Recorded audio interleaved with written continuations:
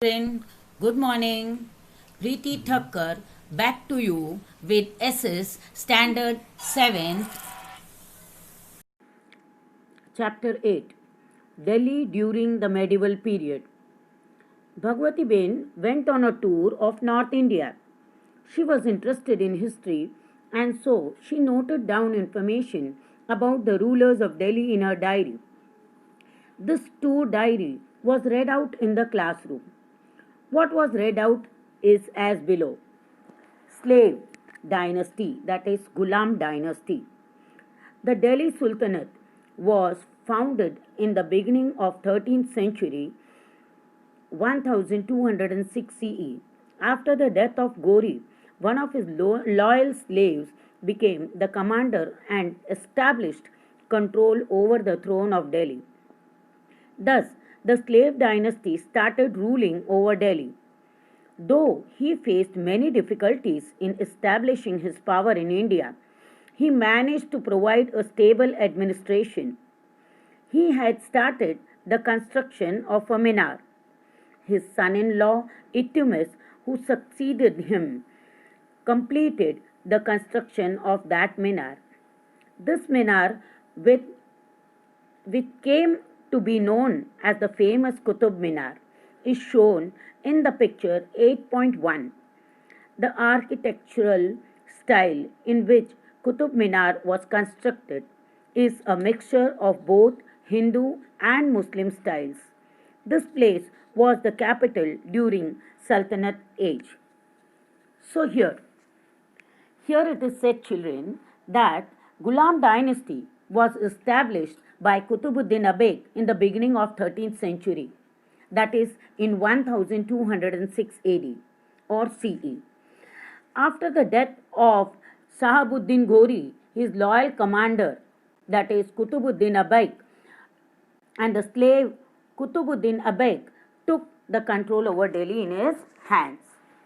Thus, by becoming the king of Delhi, Qutbuddin Aibak established Ghulam dynasty in India. Qutbuddin Aibak constructed Qutub Minar. After him, his son-in-law Ittumis became the king. He won many battles and integrated many kingdoms of India in Delhi Sultanate. Hence, Ittumis was known as the real founder of Ghulam dynasty. Death of Ittumis, his daughter was ascended in the throne. And here it is said that he constructed the huge and grand artistic pillar in Delhi. He named Qutub Minar after his name. However, he died before he completed the construction of Minar. Therefore, he descended and his son-in-law Ittumis completed this construction. The Qutub Minar made Qutbuddin Aibak an immortal name in his pages of history of India. And so, it is named after it, Qutub Minar, after his name.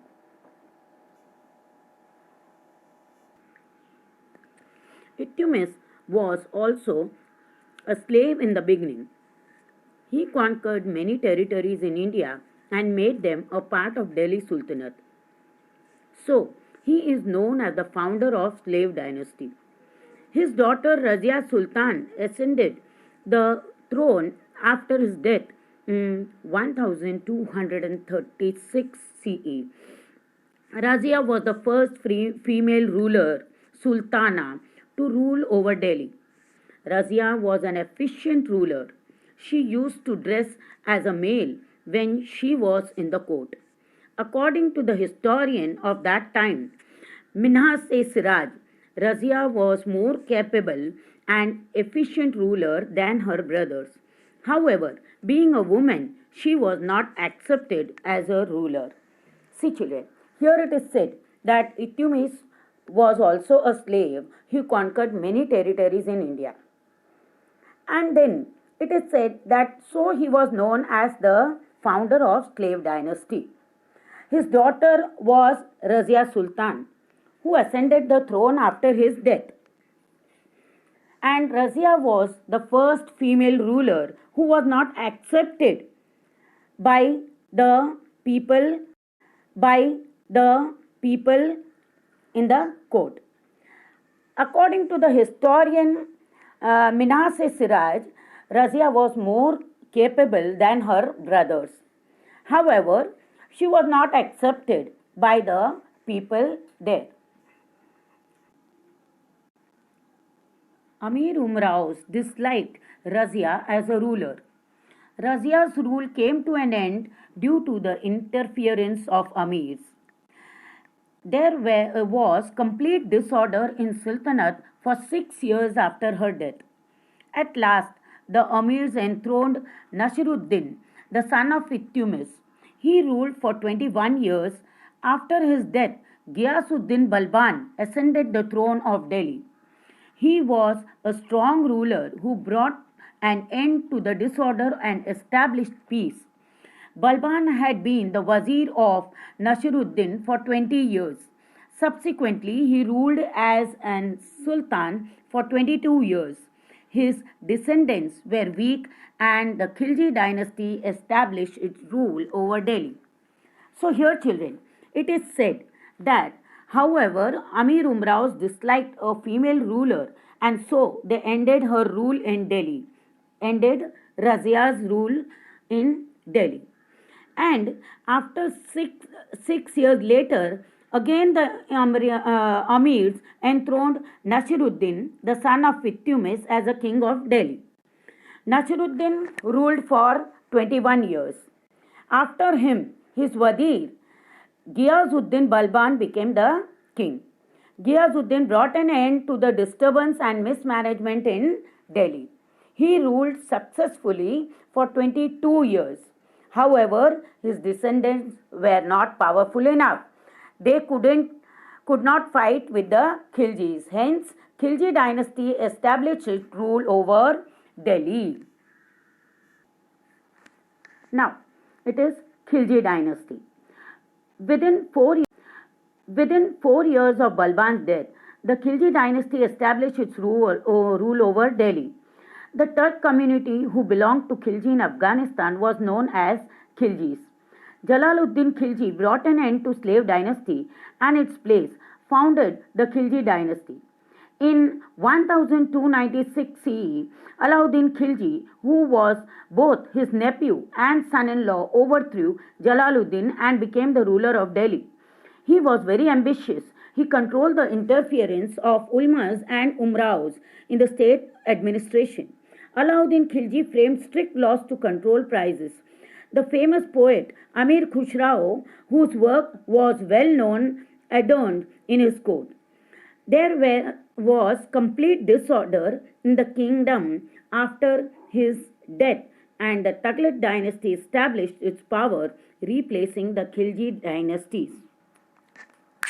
So, children, here it is said that Ghulam dynasty ended with the death of Ghiyasuddin Balban, and after 4 years, Khilji dynasty established in its power in Delhi. Alauddin Khilji, who was the nephew and son-in-law of Jalaluddin Khilji, in 1296, he snatched away Delhi from Jalaluddin and became the ruler of Delhi. He was very ambitious. He worked the welfare for his subjects, and he even framed strict policies to control the prices of goods during that reign.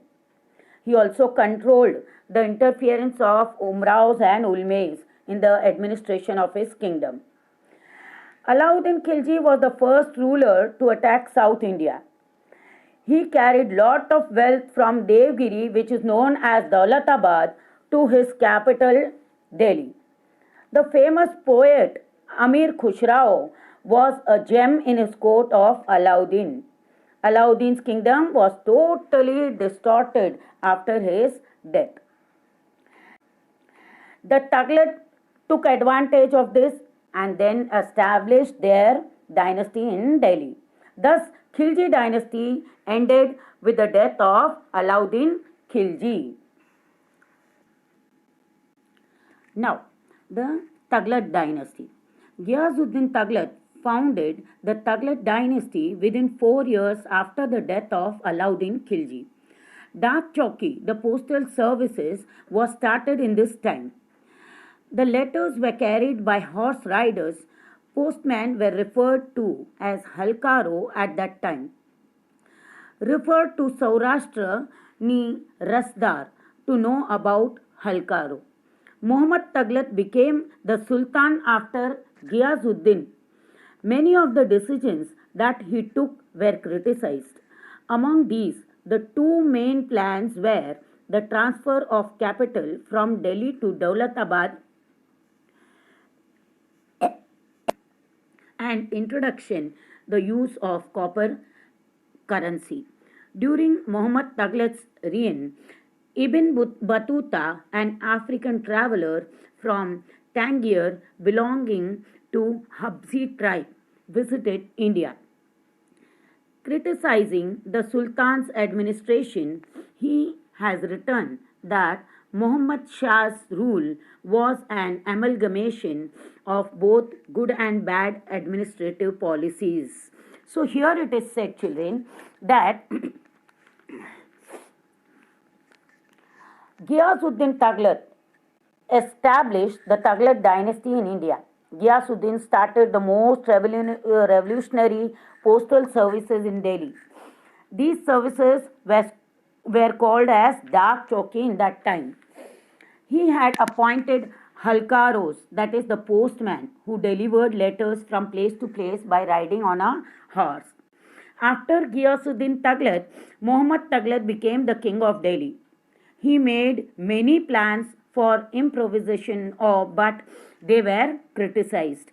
The first plan was that transfer Delhi capital, the capital of Delhi to Daulatabad, which was also known as Devgiri. And the second important decision was started minting of copper currency instead of silver currency. And Muhammad Taghlaq was very poor at administration. The condition of South India was the worst during the reign of Muhammad Taghlaq. Ibn Battuta, an African traveler, visited India during that time of Muhammad Taghlaq. He also highly criticized the administration of this king. After Muhammad Taghlaq, Firoz Shah Taghlaq became the king.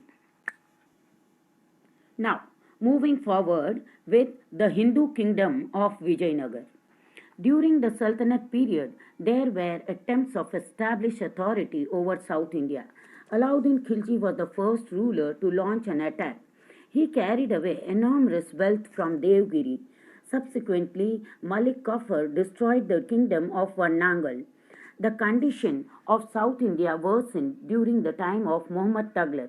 Simultaneously, the Hindu empire of Vijayanagar and the Bahmani Sultanate were also established in South India.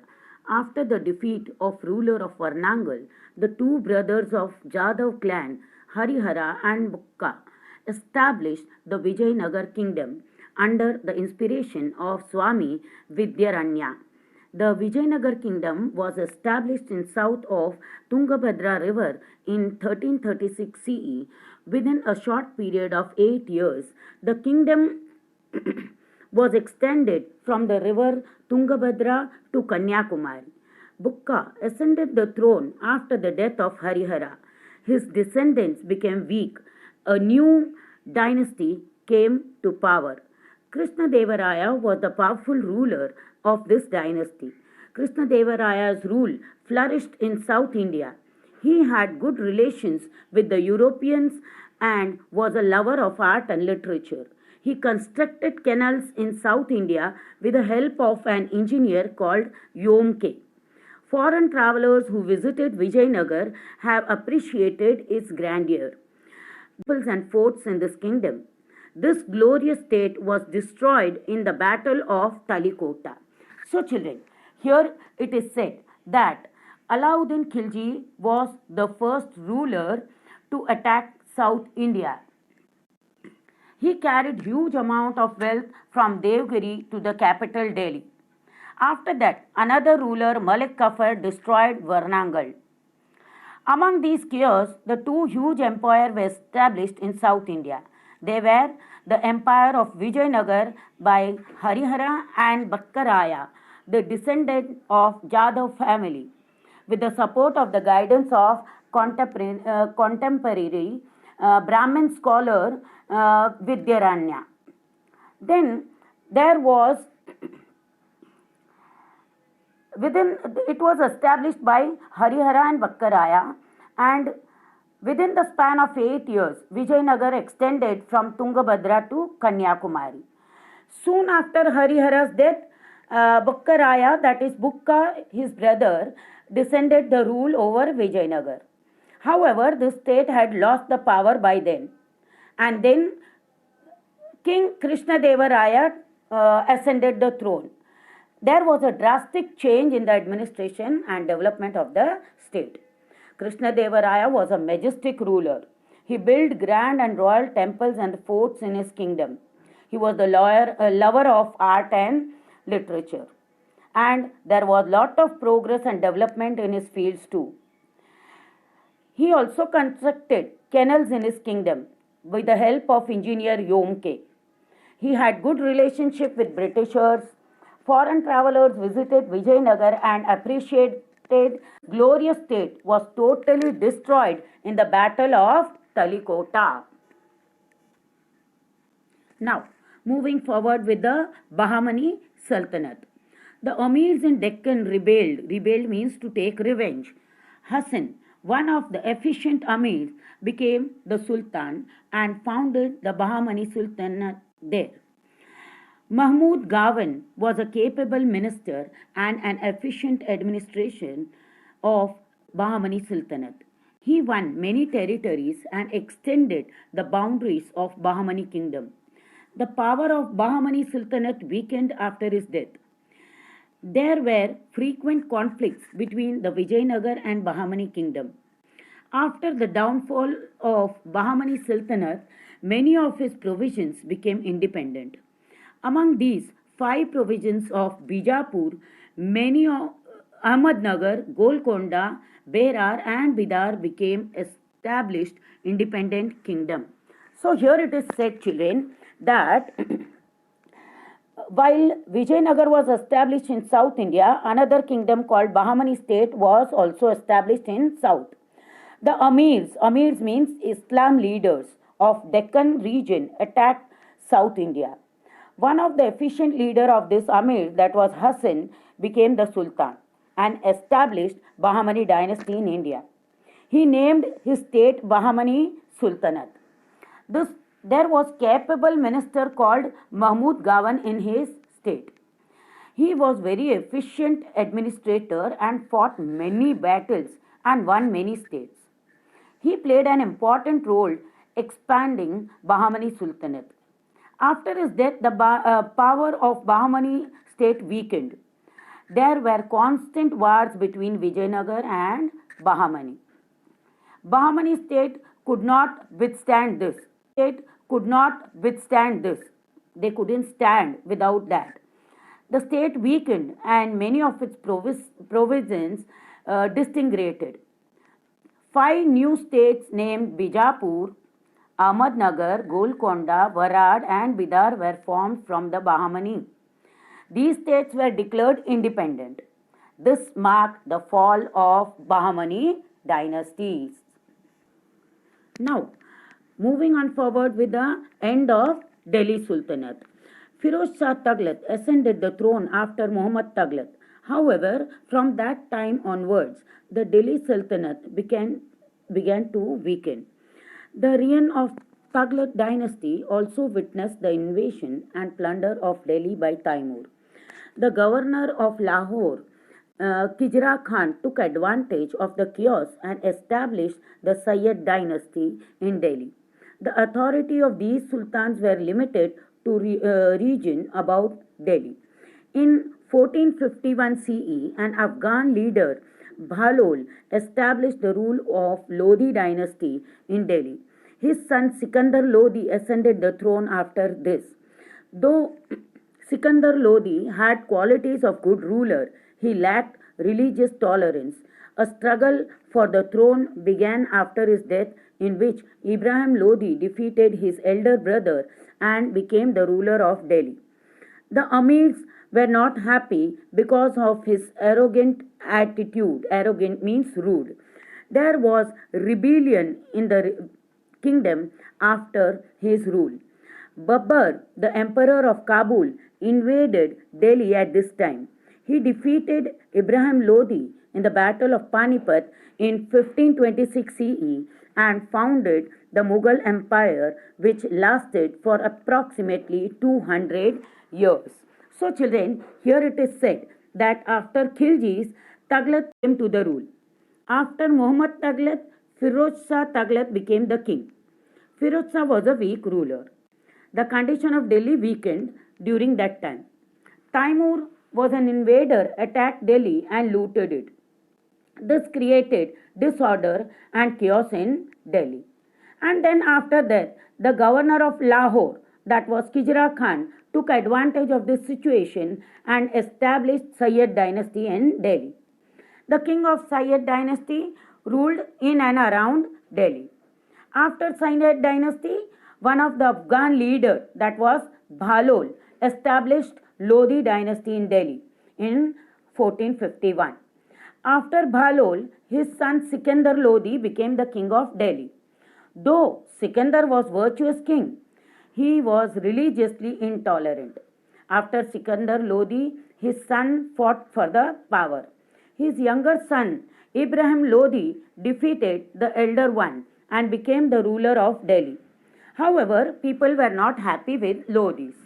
Then, during the reign of Lodi dynasty, the emperor of Kabul called Babur was also attacked Delhi to establish his rule. He defeated Ibrahim Lodi in the Battle of Panipat in 1526. Then he established Mughal dynasty in India. This dynasty ruled over 200 years in India. Thus, it was Mughal who brought stability in Delhi.